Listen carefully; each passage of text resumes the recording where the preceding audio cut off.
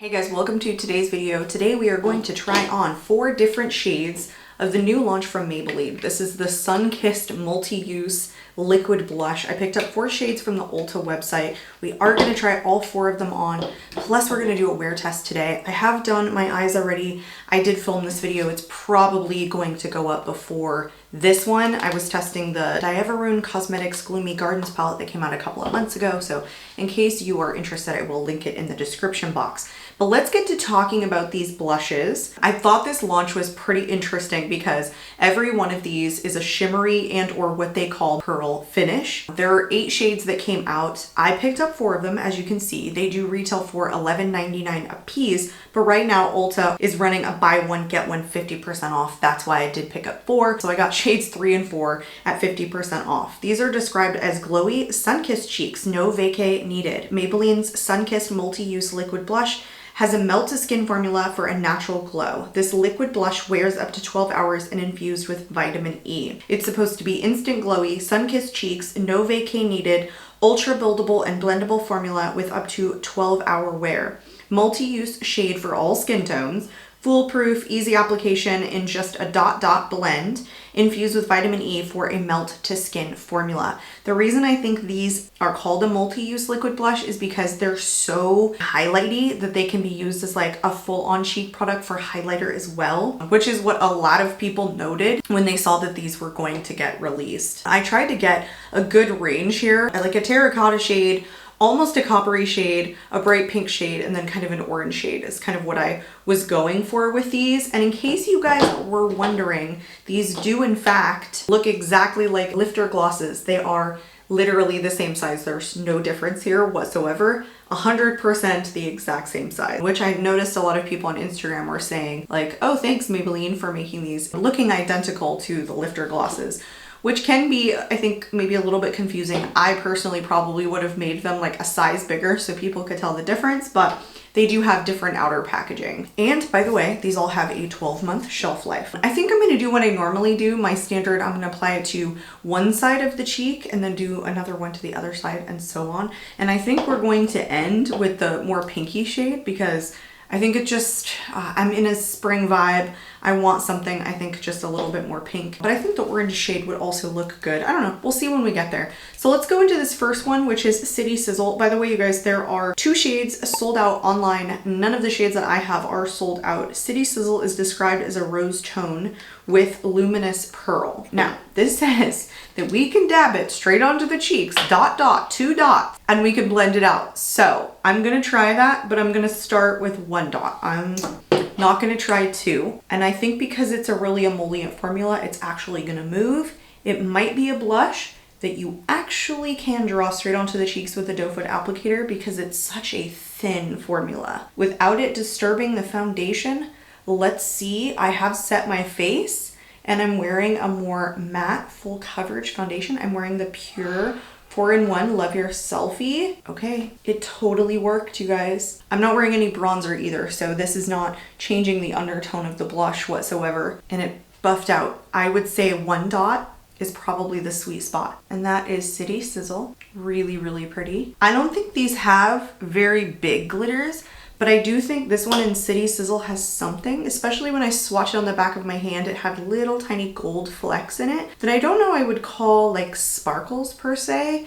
It was more like the smallest little flecks, and it's not adding any texture to my cheeks whatsoever. Let me show you guys what this looks like in natural light. I naturally have texture on my face, but I do not think this adds any texture whatsoever.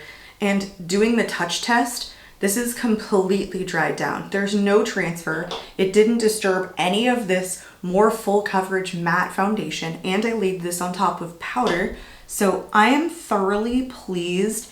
I think that this shade comes out super pink though. Like, does that look right?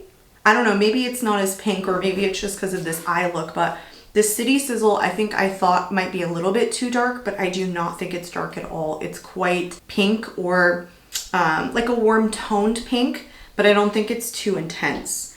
Let's get a different brush, although I freaking loved that one. It was like the perfect angled and density. Do I have something similar? Yes, I will take just a brush like this from Morphe. Let's go into the one that I swatched next, which is Soul Search. It is described as a nude pink with golden pearls. So we're gonna do the same thing, and we're gonna go with 1 dot. This one I feel like we might build up because it's lighter and it's like a nude shade. It might be a little bit more sheer. Although it was pretty decent on the swatch that I did, it wasn't super translucent sheer, you know? Ooh, that 1 dot like stayed right on my cheek. It's not moving. Eee, yikes. I can see literally the dot on my cheeks. Okay, let me see if I can't like make it more emollient so I can move it again. All right. That actually worked. I was able to put more product down, and then what it did was make the blush more emollient again, like it made it liquidy again. Oh my gosh, why is it that I love this? It looks more peach, and it describes itself as a nude pink with golden pearls. It's freaking stunning. I'm gonna show you guys what it looks like in natural light in just a second, but wait a minute. These don't look exactly the same as they look in the component. I think they are much lighter in tone. I don't think they like sheer out in quote unquote. I think they are genuinely a lighter color. This one is freaking gorgeous. It's like shimmery without adding any additional texture. And it is the perfect description, a nude pink with golden pearls.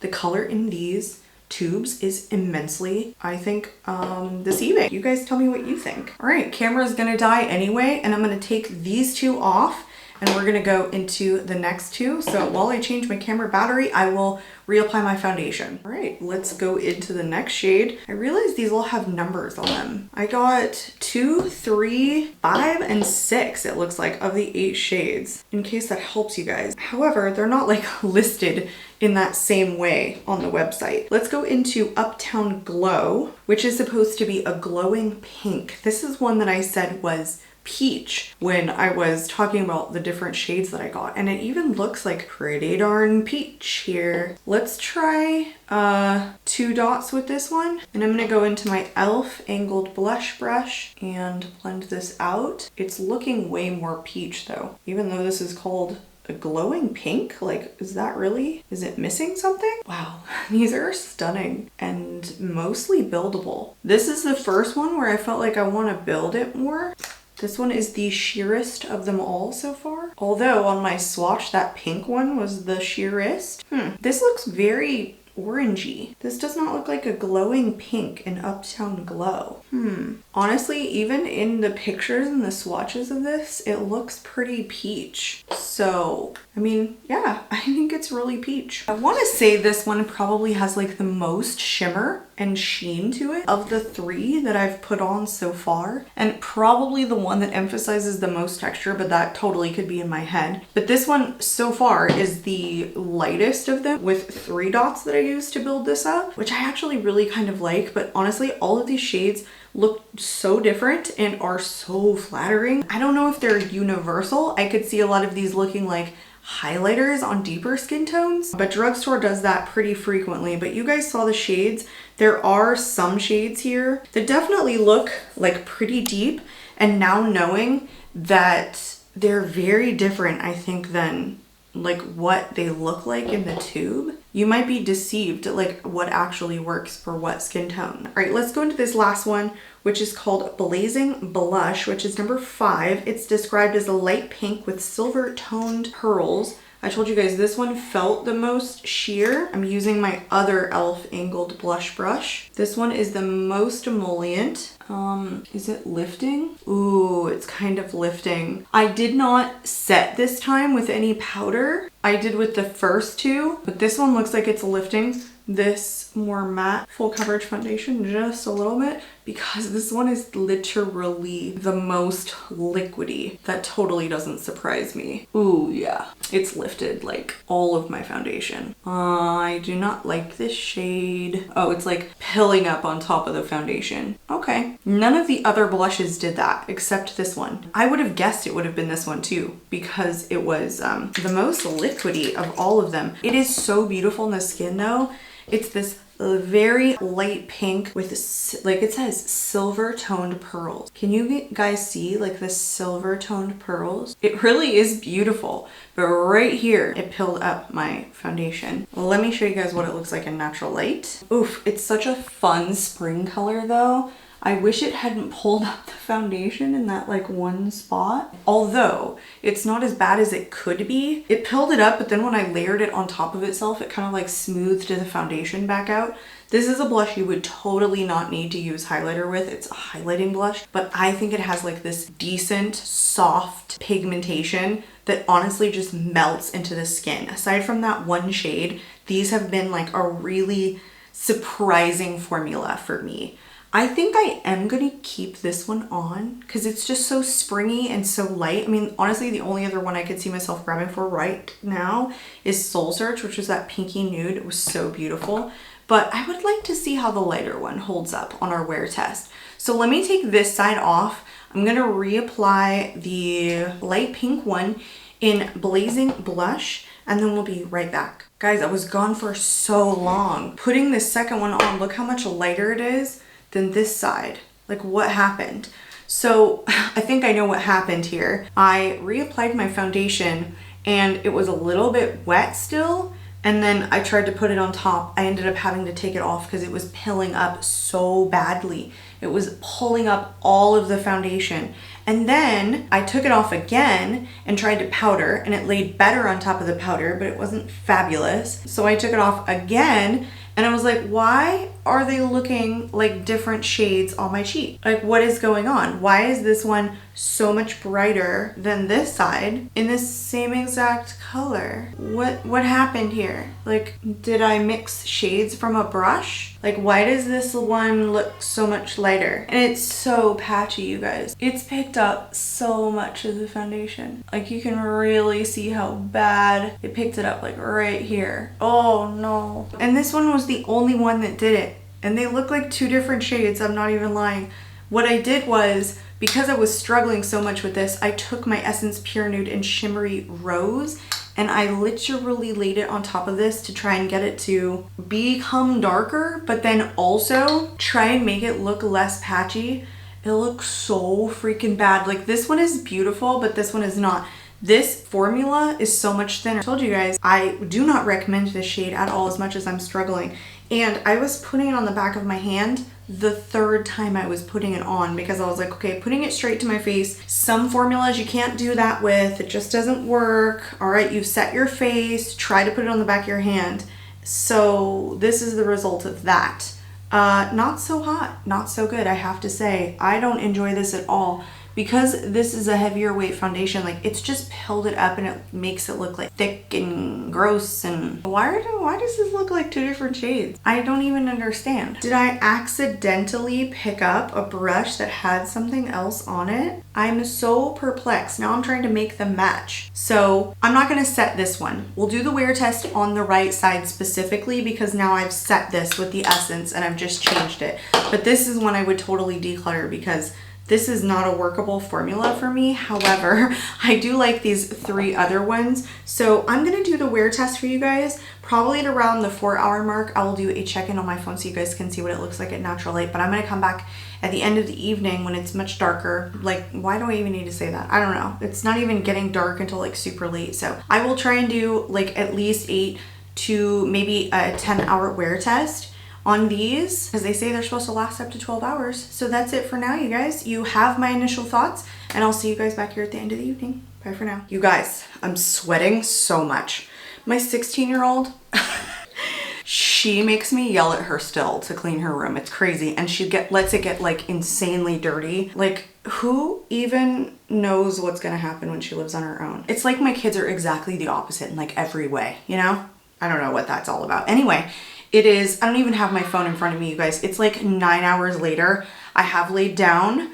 I did do a check-in right at it was actually 4.5 hours when I did that check-in. I didn't make it to 5. So let me show you guys what that looks like at the 4-hour mark. It was pretty good. And in natural light, it looked a lot more similar in color.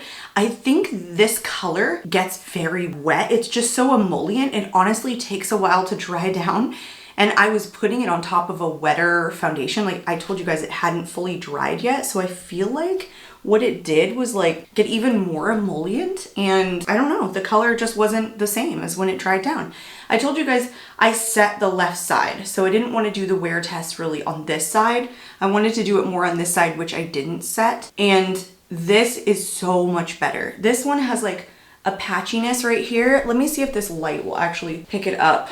Ooh, it's gonna be too yellow. There we go. So I don't know if you could see, like right here, it picked a lot of it up, or it just came off like naturally from me touching it, or even a brief time that I was kind of laying on this side, where I laid a lot on this side and it still hung on. And this is the side that I didn't set down. All right, zooming you guys back out. That was really close. I'm genuinely sweating. Like it is so freaking hot up here, and it's like wild in my house on a Saturday night. Anyway, that shade is temperamental, extremely temperamental. I loved all of the other shades, but I cannot recommend this shade to you guys. I liked it when it was fully dry, but I didn't love it even swatching it on my hand and applying it. Only thing I did differently was go like this before I reapplied it to my face on the left side. I mean, it came out okay, but I mean, I was building and building and building with the Essence Pure Nude. Don't ask me why this side came out better. I can't tell you.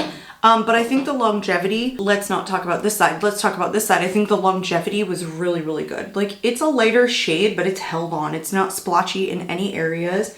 It's still quite pigmented, and it still has a little bit of that sheen, because this is the one that had like this silver shimmer in it. Really pretty. Aside from this one, these seem like just an easier formula to work with, and I do like the way they applied by dotting them onto the cheeks. I literally had zero issues with these. I didn't notice anything, and I was sitting them on top of powder for 2 of the shades, and then the other shade, I can't remember which one, I think it was this one, wasn't on top of powder. Never had any issues. So I'm gonna recommend that these are probably pretty good to check out. Maybe stay away from this shade in particular in Blazing Blush. Anyway, I hope this video was helpful, you guys. I do highly recommend you check these out, except that shade. Stay the heck away from that shade. I had a lot of fun playing with them. I think that they're very beautiful, and I honestly think I'm going to get some really good use out of these. I think I'm going to enjoy these a lot. That's my prediction, but I'm totally passing this nonsense along. Probably once I put it into a